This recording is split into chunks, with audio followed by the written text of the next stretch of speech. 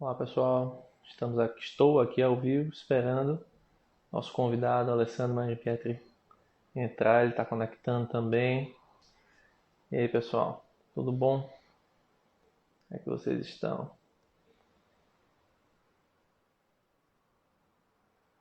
Ele está conectando, já já ele vai entrar e a gente vai começar nossa conversa aqui com o Dr. Alessandro Mangipietri. Ele é psicólogo e doutor em Ciências da Educação e a gente vai conversar hoje sobre como lidar com as crianças em quarentena dentro de casa e ter que fazer home office. As pessoas estão tendo muita dificuldade com isso. Vamos ver como é que ele consegue ajudar a gente. Deixa ele acessar aqui. Ele está entrando.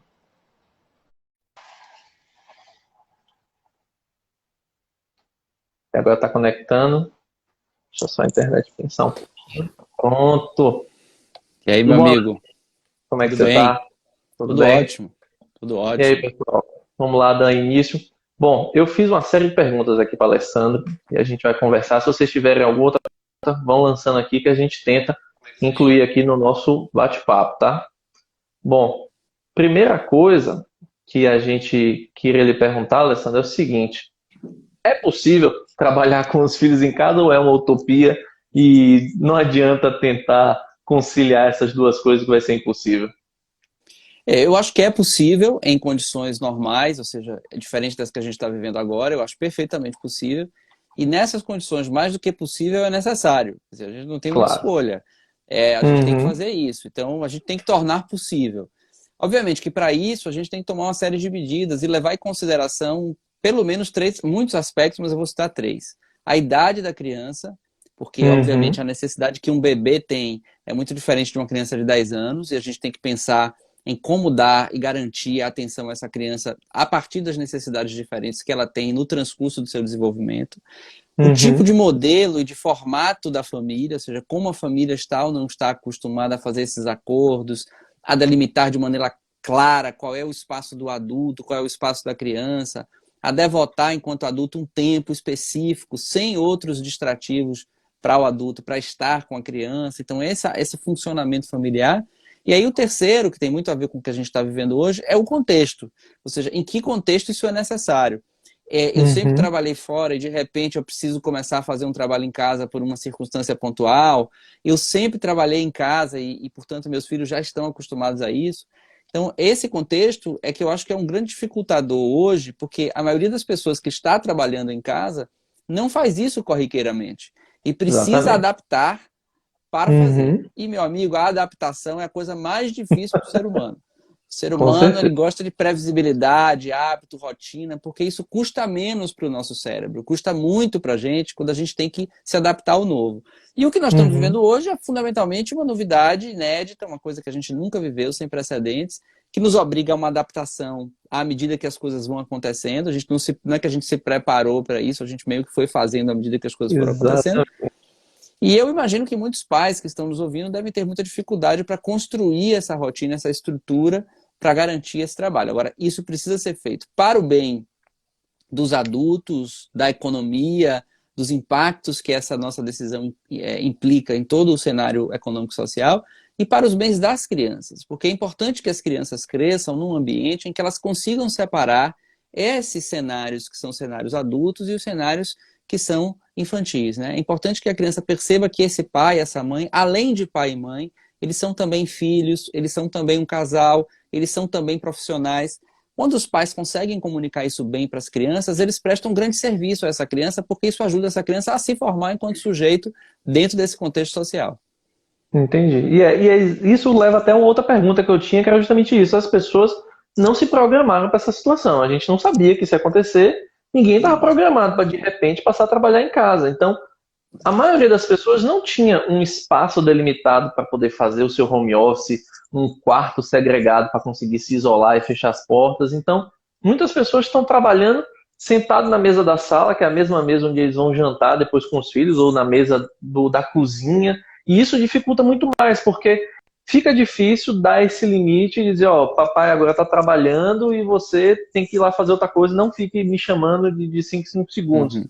E aí as pessoas estão É. justamente com essa dificuldade. Como, principalmente o que você falou, né, que muitas pessoas ainda não tinham esse costume, não tinha essa dinâmica de conseguir impor tantos limites aos filhos, como, de repente, agora, começar a impor esse limite de uma forma que a criança consiga entender de que, ó, agora você tem que respeitar papai está trabalhando, nem que seja uma hora. O que eu fiquei imaginando é que talvez a solução fosse essa, de você conseguir estabelecer uma rotina e dizer, ó, eu vou ficar uma hora brincando com você, mas depois eu vou ficar uma hora ali trabalhando e você vai ter que fazer outra coisa. É mais Isso. ou menos dessa forma que tem que ser feito?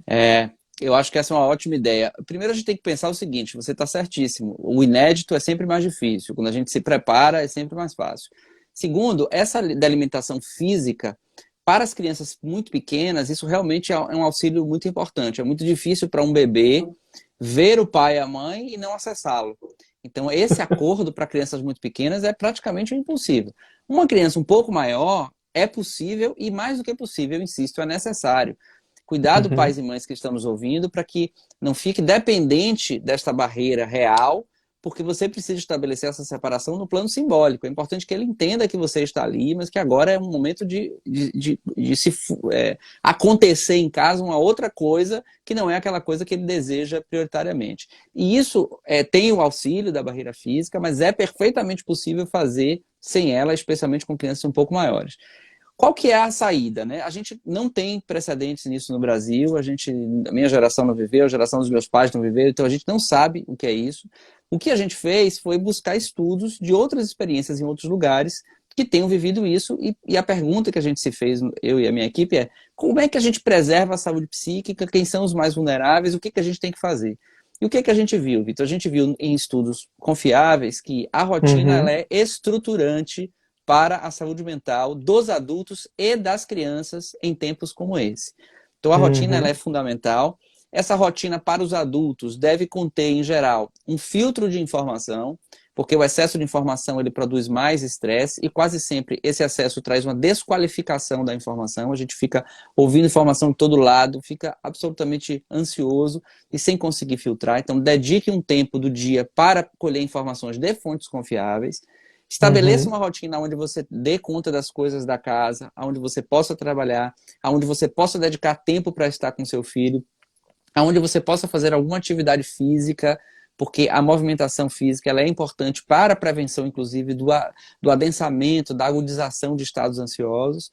E feita essa rotina para você, construa uma para o seu filho. E essa rotina deve ser junto com ele, fazendo ele participar, deve estar visível, afixada mesmo em um lugar, uma cartolina, um papel, para que ele possa recorrer a essa rotina de maneira mais autônoma e não dependente do adulto. E essa rotina da criança ela deve constar algum tempo de estudo, É não isso que eu ia tanto perguntar. compromissado pela aprendizagem, mas mais pela Sim, manutenção do procedimental de estudo. do Isso é costume muito de importante, estudar, do né? costume de estudar e para que se aproxime de alguma maneira da rotina dele. Agora, não precisa ele Uhum. acordar às 5:30 da manhã e ficar estudando até às 15 horas. Então, cuidado com isso. E cuidado Uhum. também com a idade da criança, porque existem crianças que não têm hábito de levar a tarefa para casa porque ainda não estão na idade. Portanto, as atividades escolares elas são feitas exclusivamente em casa. Então, você pode montar ali uma atividade parecida com aquelas que ele vinha fazendo em casa durante Isso, 30 exatamente. minutinhos, porque é o que ele consegue, e vai aumentando esse tempo à medida da idade do filho e das demandas escolares que ele tem, tá? Mas é Então, importante acho que que. haja... Então, Diga. não, então, para facilitar para os pais é tentar lembrar como era a rotina dele na época da escola e fazer um simulacro dessa rotina, né? Tentar repetir mais ou menos como era essa rotina dentro desse período da quarentena. Então, é mais ou menos. Não é repetir a rotina da criança na quarentena, porque senão Uhum. eles vão estudar de 7 da manhã, em alguns Ah, casos até sim. às 3 da tarde. É Sim, sim. pegar esses materiais que você acompanha na rotina do seu filho, e as escolas estão fornecendo, e tentar fazer com que durante um tempo do dia dele ele reserve para aquilo. Então ele se Sim. organiza, se prepara, vai para um lugar específico para isso se houver, leva a sua água, senta na cadeira, se estrutura e realiza esta tarefa pelo tempo adequado para cada idade. Além da Certo. rotina de estudo, é importante que ele tenha também a possibilidade de contribuir com as coisas da casa, porque agora nós estamos tendo que dar conta também dos afazeres domésticos. Assim, em Sim. geral, pessoas de uma classe social um pouco mais abastada têm uma equipe, tem pessoas que auxiliam. E agora a gente não está podendo contar isso da mesma maneira. Então, quando a gente diz à criança participe das coisas da casa, nós estamos ensinando ela o quê? Que cuidar da casa é uma metáfora de cuidar do coletivo, e que nós nos fazemos no coletivo. Então, isso é muito importante. Igualmente importante é que ela se movimente. A criança, ela Uhum. experimenta o mundo, ela compreende o mundo, ela entende o mundo de maneira muito corporal. Então ela Sim. precisa ter um tempo para se movimentar na casa. A minha sala da minha casa virou um campo de futebol. Só para você ter uma Uhum. ideia. Tem baba aqui com horário marcado, tem campeonato, a gente leva isso a sério. Então é um esquema que a gente vai adaptando. Não é o que a gente imaginou, mas a gente tem que ter criatividade, porque eu moro num apartamento e num apartamento ele vai precisar se movimentar. Tá? Uhum. E um outro aspecto importante é ter um tempo em família, Vitor. Porque o que, que a gente tem visto? A Sim. gente tem visto as famílias juntas, cada qual no seu cada qual, geralmente muito ligadas aos aparatos eletrônicos que têm nos salvado, porque essas tecnologias têm permitido conversas como essa que a gente está tendo, isso é muito legal. Uhum. Mas também Uhum. precisa ter um certo filtro disso, porque é importante que haja um momento nessa rotina para que todo mundo pare para se encontrar. E que a gente Claro. possa garantir, nesse momento, o que é mais importante ali é estar junto. Feita essa Uhum. rotina, eu acho que fica muito mais fácil convencer, estabelecer, mais até do que convencer, a palavra mais adequada para essa criança, que aquele momento do pai de trabalhar é realmente dele e precisa ser respeitado. E aí, quando você tenta convencer a criança disso, e aí ela insiste em não aceitar, e aí acaba fazendo uma malcriação, já está sendo um castigo para as crianças ficar de quarentena. E aí Sim. os pais já tinham dificuldade de deixá-las de castigo ou de tentar ensinar uma lição de alguma forma, botar limites. Nesse momento deve estar sendo mais difícil ainda. Teria alguma recomendação de como que eles poderiam fazer isso? De, ó, você não está me obedecendo, então eu vou ter que impor um limite aqui, vou ter que botar de castigo de alguma forma, mas de uma forma que. Porque com certeza eles estão mais preocupados com isso de acabar sendo uma coisa traumática para a criança, né? Você fala de três coisas importantíssimas. A primeira é como fazer os limites, o potencial de trauma que essa experiência pode viver, né? E até que ponto a manifestação da criança é uma falta de limite ou é de fato uma expressão de uma angústia, de um sofrimento do ponto de Isso. vista psíquico que ela não consegue. Então são três pontos cruciais. Vamos falar primeiro do limite, que isso serve para quarentena e para fora de quarentena, tá? O Uhum. limite, ele se sustenta, em primeiro lugar, no afeto. Então, a primeira Sim. condição para que o limite exista é o pai e a mãe ter uma relação suficientemente afetiva para que a criança entenda, embora com raiva, embora desgostosa na hora que ela é impedida de fazer o que ela quer, de que aquele é um ato de amor. É porque eu me Sim. importo com você, é porque você é a Sim. prioridade na minha vida, que agora eu vou ter que lhe fazer uma coisa que você vai achar a prioristicamente ruim, mas que no tempo, com o passar do tempo, você vai entender aquilo como necessário. Então essa é a primeira base. A segunda base é que o limite é uma aposta dos pais. É uma aposta de desejos dos pais. Durante um tempo da sua vida, meu filho, eu, enquanto pai, vou precisar organizar certas coisas para você, porque você não tem como fazer isso sozinho. E isso é uma atitude protetiva, e é importante que as crianças aprendam a negociar, mas que saibam conviver com o inegociável. E quem Uhum. estabelece o inegociável são os pais. Então tem que ter uma quantidade mínima de limites inegociáveis para que depois possamos negociar os demais. Então isso é muito importante. E a maneira de dar o limite é uma maneira de aposta.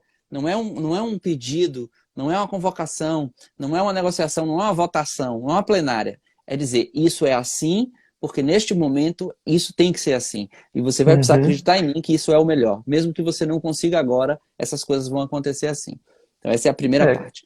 Então, A quando você segunda parte, define, quando diga. você define um limite inegociável, você tem que ser inflexível naquilo, porque se você voltar atrás, a criança entende que ela consegue negociar aquilo ali. Exato. E você deve ser inflexível no mínimo necessário para que você preserve os valores centrais. Uhum. Segurança, saúde, educação, esses funcionamentos mais estruturais. Agora, você pode. Isso é que vai garantir que você possa negociar com ele outras coisas, como a roupa que ele vai vestir, ou uma decisão que ele vai tomar, ou talvez entre a batata ou o tomate, o que ele vai preferir comer. Então, existem Uhum. coisas que você vai poder negociar se e somente se você consegue fazê-lo conviver com o inegociável. Senão, isso é Sim. impossível. O segundo ponto que você colocou, e é muito interessante, é o quanto essa situação pode gerar um trauma nos nossos filhos. Essa é uma Sim. preocupação que eu tenho ouvido em muitos pais, eu imagino que os seus seguidores também devem estar com essa Sim, preocupação. com O que certeza. faz dano às crianças existem fatos que são danosos, isso é fato, mas o maior potencial de dano não é a experiência, mas é a impossibilidade que a criança tem de elaborar a experiência. Dito de uma Sim. maneira mais clara. Existem crianças que vão passar por situações dificílimas e vão ressignificar e vão seguir a vida. Existem crianças que passam por situações que não são tão difíceis assim, se prendem àquilo, não conseguem elaborar e sofrem uma barbaridade. Então, é a capacidade que a criança tem de elaborar o adverso, a experiência, que vai dar a ela o potencial de dar um novo significado e fazê-la elaborar. O que é que garante que a criança consiga fazer isso?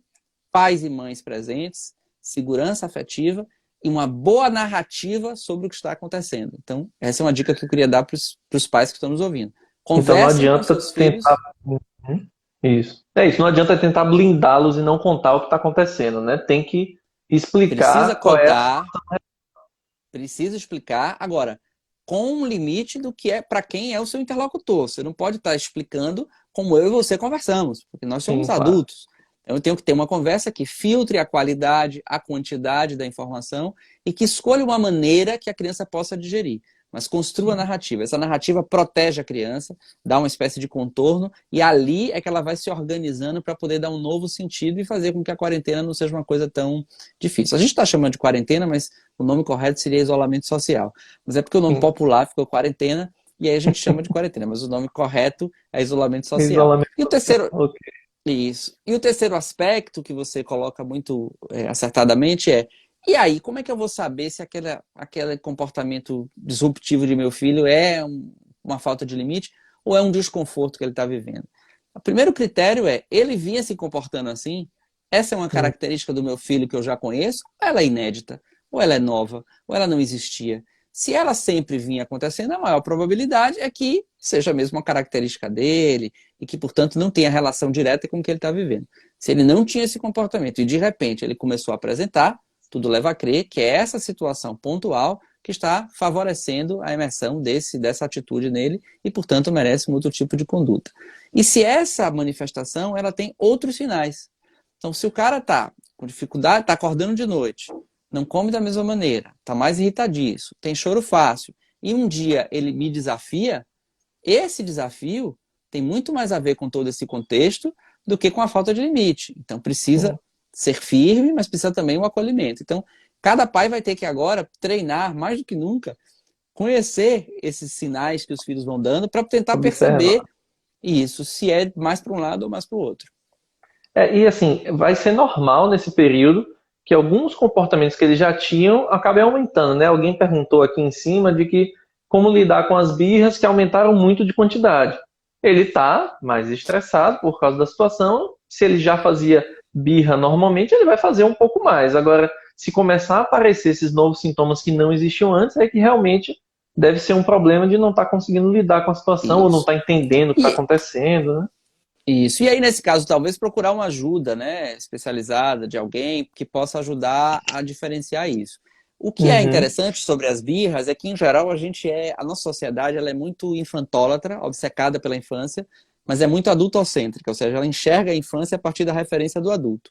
O que faz com Sim. que a gente odeie as birras. Tem até um livro dizendo que as crianças de um determinado país não fazem birra. Coitado dessas Hum. crianças. Porque a criança que não faz birra é uma criança em risco. Toda Hum. criança saudável faz birra. Isso é necessário, isso é importante, faz parte da constituição da criança, porque a birra é um curto-circuito neurológico que a criança tem para aprender a lidar com esse imperativo da cultura que faz com que ela não seja plena, não seja total e precise se ajustar para negociar e viver em sociedade.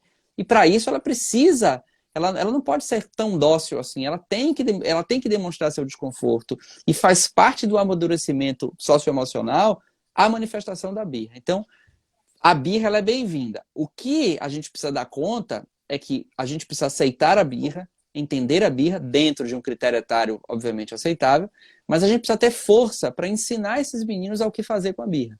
Então, nem dá Uhum. para ficar negociando, nem dá para se desorganizar. A gente precisa dizer a ele, bom, então, supondo, a criança tem 3 anos, está brincando, e você diz, agora é hora de tomar banho. Ele se joga no chão, não quer tomar banho, ele se desorganiza completamente. essa criança ela tem dificuldade de entender que ela pode parar de brincar e tomar banho, ou seja, brincar, muito prazer, tomar banho, pouco prazer, depois ela volta para o brincar. Ela se Uhum. desorganiza porque ela não tem essa capacidade, não é tão fácil para ela isso. O que a gente tem que fazer? A gente tem que dizer a ela, bom, agora é hora do banho, mesmo você, entendo que você está chateado, entendo que você não quer brincar, mas agora você vai tomar banho. E esse banho precisa ser dado, sem se desorganizar, sem barganhar, sem usar de violência, mas firme o suficiente para dizer que aquilo vai acontecer. Terminado o banho, arrumou a criança, ele pode voltar àquela atividade. Você fazendo isso umas 3.000 vezes, a criança aprende. Porque filho é isso, é insistência, não é um negócio rápido, não tem fórmula. Ele aprende que dá para ele parar e tomar banho, depois de 3.000 vezes ele saca isso e aí ele vai parar de reagir dessa maneira. Ou seja, e com isso você ajuda, inclusive, que ele crie conexões no cérebro que vão ajudar ele a recrutar essa conexão num outro momento, quando ele precisar, em uma situação similar. Então é bem interessante que a gente possa respeitar a birra, mas dar a ela o tratamento que ela merece. E você falou que é muito importante a presença dos pais, né? Os pais estarem presentes no convívio com a criança. E aí, por um lado, está todo mundo preocupado com qual vai ser o resultado desse isolamento social nas crianças, mas por outro lado, é capaz de muitas crianças terem uma memória disso no futuro, de um momento especial onde eles ficaram 24 horas por dia com os pais durante um período enorme de tempo, que é uma coisa que não é normal, né? Então, É. gente também pode tentar enxergar um pouco por esse lado e tentar tirar um pouco o melhor da situação, ao Uhum. invés de ficar focando na ansiedade que a situação está trazendo para todos nós, né? É, indiscutivelmente, é claro que a gente não gostaria de estar vivendo isso, mas uma vez que a gente está vivendo, pode ser uma oportunidade muito significativa da gente reconstruir esse tempo com os nossos filhos. A gente tem uma falácia contemporânea muito grande de dizer a quantidade ela é menos importante que a qualidade. Então, eu tenho pouco tempo com meu filho, mas o tempo que eu tenho é de uma qualidade enorme. Isso, Uhum. isso para a criança não serve. A criança precisa Não de sei. quantidade e qualidade. Ela precisa de tempo mesmo. O filho dá trabalho, é um projeto de vida Uhum. que requer muitas renúncias. Agora, é um projeto de vida que uma vez que você viva ele plenamente, você nunca sai dele da mesma maneira. Você sai Uhum. completamente transformado. Agora, exige tempo. Então, eu preciso ter qualidade e quantidade. E a quarentena nos obriga pelo menos no sentido da quantidade, a gente está meio obrigado a isso. A qualidade a gente discute, mas a quantidade não tem escolha, porque a gente está todo mundo confinado. E eu acho, como você, que a depender de como os pais façam essa situação acontecer, isso pode ser uma memória muito interessante para o filho, daquele tempo onde ele tinha um pai e a mãe em casa e que eles fizeram coisas interessantíssimas. O meu, inclusive, me disse há pouco tempo que eu estava sendo um pai muito diferente. E eu interpretei como isso, né? Eu trabalho muito, continuo trabalhando em casa, mas ele nunca, entre um paciente e outro, eu posso sair, dar um beijo nele, voltar, eu vejo uma coisa que ele está fazendo, eu volto. Então, isso para ele tem sido uma coisa extraordinária. Até agora a Fabuloso. gente tem vivido isso com alegria. Muito bom. E um artifício que muita gente tá tendo que recorrer é a Hum. televisão, né? Colocar a criança na frente da televisão ou Uhum. no tablet para poder distrair um pouco. Sempre todo mundo fala do risco de deixar a criança muito exposta, muito tempo à TV. Quais Uhum. seriam os riscos desse período de isolamento social com um excesso de disposição da criança às telas, à TV ou à internet? É mais uma pergunta super pertinente, mas antes de responder ela, eu queria te pedir para fazer um esclarecimento. Em tempos Hum, de quarentena, nós estamos vivendo o inédito, e, portanto, nós temos que saber que entre o que a gente planeja e o que a gente executa, existe uma diferença grande, e essa uhum, diferença é própria do ineditismo dessa experiência. Então, nós não sim, vamos conseguir estabelecer com o nosso filho um modelo perfeito. Pais e mães isso. que estão nos ouvindo, se libertem. Pai falha, pai erra, todo pai que é bom falha. E é nessa falha que os nossos filhos se constituem diferente da nossa expectativa. Então é bom que a gente fale, não é bom que a gente fale muito. Mas uma falinha ou outra é bem interessante porque eles se fazem diferente do que a gente espera. Então é óbvio que numa quarentena, numa situação como essa, eles vão usar mais eletrônicos. É óbvio, não tem como. Agora, é óbvio também que o uso excessivo de tecnologias é danoso para a criança. A ciência já comprovou isso. Então, a gente tem que criar, naquela rotina que eu falei anteriormente, um tempo para que, na hora da atividade lúdica, que tem que estar dentro da rotina, um tempo para ele brincar, ele possa se valer de um smartphone, de uma Netflix, de um PlayStation, mas que ele também possa fazer outras coisas, outros tipos de brincadeira. Sabendo sempre que as outras brincadeiras não eletrônicas, elas são menos potentes no sentido de enganchá-los, do que esses recursos. Porque esses recursos são feitos para esse enganchamento. Eles são feitos para que as crianças fiquem vidradas. Eles foram pensados para isso. Então, nessa queda de braço, a gente tem uma desigualdade grande. Então, é importante que os pais tenham força simbólica para dizer, há momentos para o eletrônico, mas há também momentos para as outras coisas. Sabendo que esse tempo que normalmente a gente estabelece a partir de alguns critérios de idade, né, até mais ou menos um determinado tempo de idade, uma determinada quantidade de horas, e isso está publicado na internet, todo mundo pode acessar, a gente pode estender isso um pouco. Porque a gente sabe que a situação é uma situação muito adversa. Mas não pode ser a única escolha da criança, porque senão ele pode ficar mais ansioso, mais irritadiço. Entendam o seguinte, isso é muito estimulante e a criança tem uma capacidade de absorção desses estímulos limitada. Na medida em que esse estímulo ele é pouco, a criança está em risco. E na medida em que ele é excessivo, ela também está em risco, porque ele é traduzido como estresse e isso altera o funcionamento da criança. Então é importante que a gente saiba ajustar com um pouco mais de flexibilidade, com um pouco mais de tranquilidade, porque a situação é adversa, para que a criança não fique apenas ligada aos aparatos eletrônicos. E tem algum conteúdo em TV ou YouTube, onde seja, que você recomenda, esse conteúdo aqui é feito com qualidade, é um conteúdo infantil interessante, tem algum lugar que as pessoas possam pesquisar, para poder tentar pelo menos direcionar as crianças para um conteúdo um pouco melhor do que um conteúdo que seja muito mercadológico, muita propaganda. A gente está vivendo uma situação, Vitor, muito ruim, mas muito boa. Ela é muito ruim porque tudo que a gente está vendo é muito ruim, mas está surgindo uma quantidade de coisas interessantíssimas. Então eu posso citar aqui alguns, mas eu me comprometo a amanhã, minha equipe fazer uma lista e você publica na sua página, a gente publica na nossa, porque aí eles vão ter uma lista completa de livros, de sites, perfis no Instagram. Eu vou falar um pouco de coisas que eu tenho visto com o meu, né? Então eu tenho visto uma série chamada Annie, com E, que é uma série que eu estou gostando muitíssimo na Netflix. Tem dois filmes na Netflix muito interessantes, chamado As Férias do Pequeno Nicolau, vale a pena o pessoal assistir. Uma outra série que meu filho foi quem descobriu e me ensinou, chamada Desplugados, que é muito interessante. Então, são coisas muito bem feitas e que estão aí. No Instagram a gente tem o Família que Brinca, @Família que Brinca, que está fazendo várias lives ensinando brincadeiras para se fazer em casa. O perfil da Emília Nunes, Mãe que Lê, @Mãe que Lê, todo dia, 11 horas, ela conta uma história. Meu filho leu hoje uma do Ninja, saiu todo mascarado. Então eu sugiro que vocês acompanhem. Tem o pessoal do Cabriola Lúdica, que também vai estar com a gente numa live, que é um pessoal brincante maravilhoso, que ensina várias brincadeiras para se fazer em família. O Currupião também, do Peta, que é um brincante querido. Então tem muita gente boa, e se eu ficar aqui, a gente não para, né? Então amanhã eu me comprometo a dar essa lista. Mas pesquisem, porque tem muita coisa boa acontecendo. É uma oportunidade da gente criar um repertório, né? Por exemplo, eu tenho um livro aqui, que eu vou mostrar para vocês, que é esse livro aqui, que são 50 experiências para fazer em casa com as crianças. É espetacular esse livro. Então, assim, só com isso aqui dá para passar uma quarentena fácil.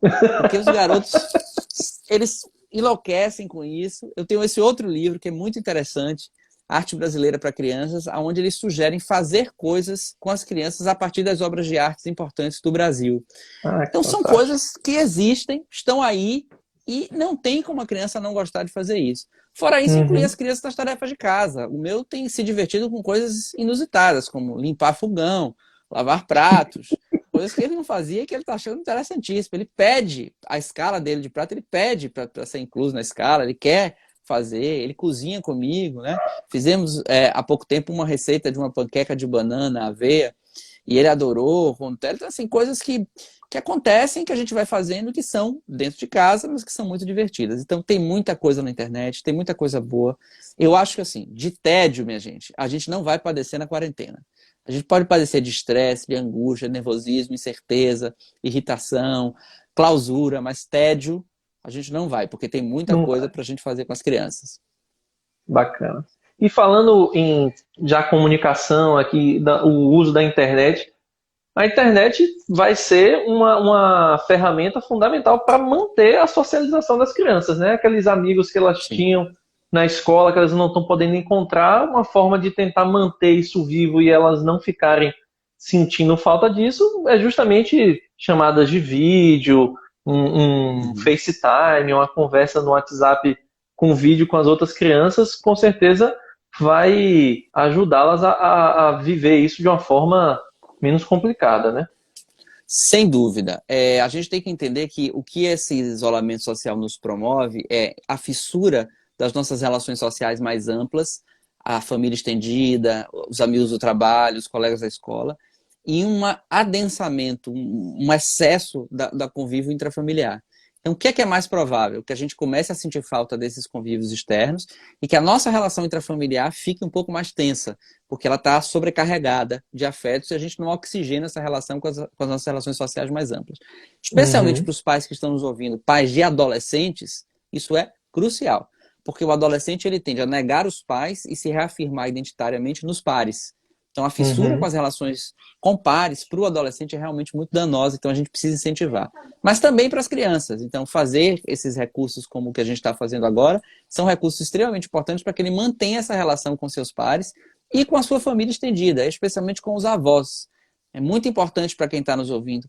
Combine com seus filhos para pelo menos uma vez por dia fazer uma live não, uma chamada de vídeo com os sim. avós. Eles precisam ver os netos, porque os avós, em geral, não estão mais trabalhando, se dedicam muito a essa relação com a família e eles estão sem poder trabalhar, sem poder sair, sem poder ver amigos, sem poder ver a família. Então é muito importante que as crianças também possam exercitar isso, não somente com os amigos, mas com os familiares.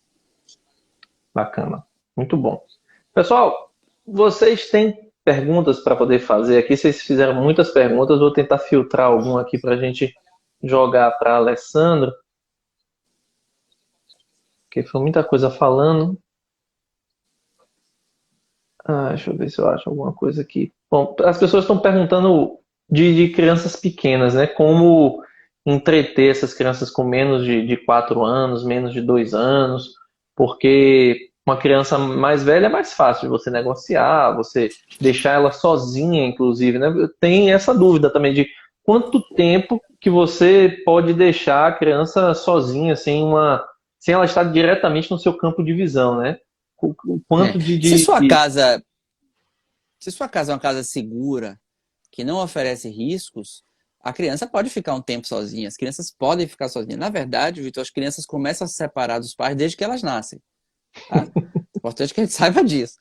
Agora, é óbvio que uma criança muito pequena ela é super dependente do adulto, mas ela já dá sinais de coisas que ela gosta, de coisas que ela não gosta, de um jeito que você fala que ela não quer, de uma papinha que você oferece ela recusa. Então, não é um sujeito absolutamente passivo. Então, essa separação vai acontecendo. Crianças muito pequenas, elas precisam de um auxílio adulto. Não tem como escapar. Então, na hora que um estiver trabalhando, o outro adulto vai estar e depois vai ter que trocar. Porque a criança não pode ficar sozinha muito tempo. E você também não vai ficar 10, 15 minutinhos trabalhando. Então, você vai precisar combinar com os adultos da casa um revezamento para cuidar dessa criança muito pequena. Agora, uma criança a partir dos 3, 4 anos, como você falou, dá para fazer uma negociação e você pode criar, se for possível no seu trabalho, alguns blocos de trabalho com alguns intervalos onde você possa estar com ela, para que ela não fique tanto tempo, por exemplo, uma manhã inteira sem te ver. Porque a criança Sim, pequena ela precisa mesmo encontrar essa experiência no tempo para a criança muito pequena não é igual para a criança mais velha. Então, se você puder trabalhar em blocos, trabalha uma hora, para 15, fica com ela e tal, trabalha mais uma hora, para 15. Então, essas medidas podem ajustar.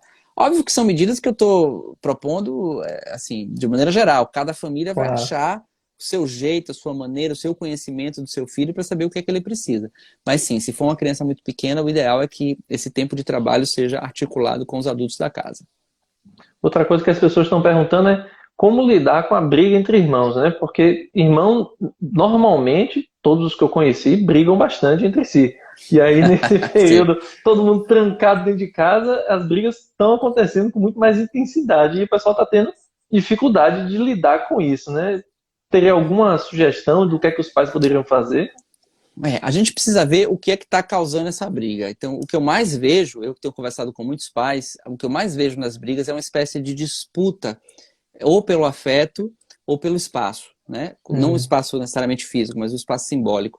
Então, o que eu sugiro é que os pais possam, se for possível, estabelecer uma rotina em que haja tempo para todo mundo junto, mas também haja tempo para a relação dele particular com cada filho.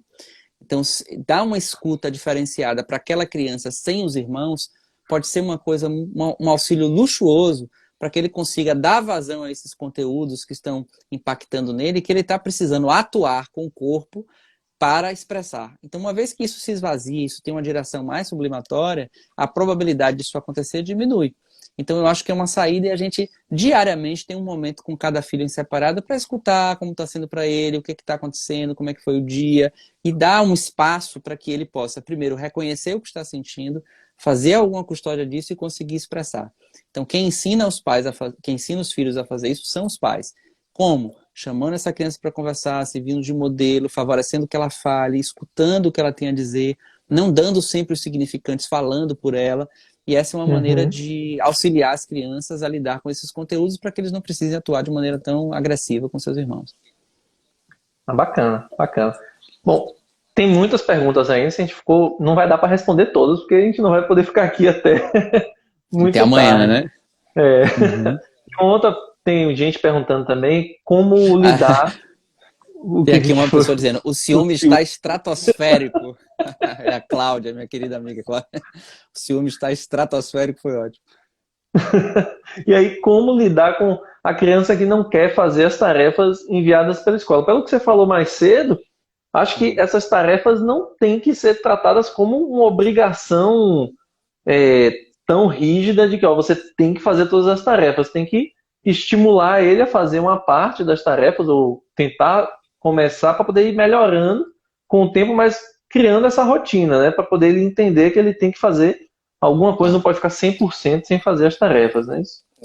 Isso depende muito da idade da criança, tá? Uma criança muito pequena, isso é mais flexível. Uma criança um pouco maior, ela já está acostumada a uma rotina. Então, tem que ter uma certa flexibilidade para que ela vá começando, mas é importante que os pais sustentem isso. Porque se as crianças viverem a quarentena como umas férias forçadas, a probabilidade disso desorganizá-la é muito maior. Então, é importante entender que é uma rotina dentro de casa e que tem um tempo para isso. Claro que não pode haver um exagero. E muitas escolas estão exagerando, estão fazendo ali um excesso. Não é por maldade, é porque querem ao máximo oferecer às crianças uma oportunidade Ocupar de a criança. aprendizagem. Mas tem que tomar cuidado porque alguns me dizem, mas a criança fica de 7 até meio-dia na escola. Mas ela fica, ela ouve uma aula de um professor que está ao vivo, ela conversa com um colega, ela levanta, bebe uma água, ela corre num parque, ela desce, ela tem um play, ela vai na lanchonete, ela come. Então, há uma série de coisas que acontecem na escola, além do ato de aprender.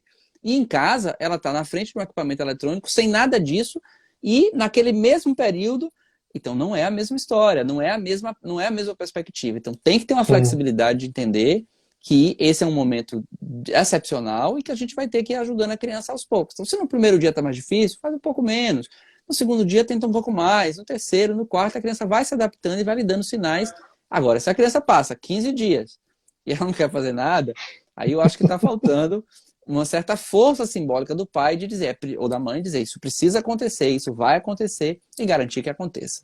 Aquilo que você falou dos limites e você ter limites inegociáveis, né? Você alguma hora vai ter que fazer alguma coisa da escola Isso. e não adianta tentar negociar porque não vai ter que fazer, não tem para onde correr. E sabe, Vitor, quando a gente estabelece a rotina e publica essa rotina para que a criança veja, e tem uma rotina para ele, tem uma rotina para mim, é muito mais fácil a criança lidar. Porque ela está vendo que a casa toda, a ambiência comunica a ela de que aquilo é o funcionamento de todos. E sempre que a criança ela se sente pertencente a um todo, ela tem mais facilidade de lidar com adversidades ou com coisas que não são tão agradáveis. Então, quanto mais a gente puder botar a criança num contexto maior, dessa casa que está em rotina, essa casa que tem coisas para fazer, isso fica mais fácil dela aceitar isso.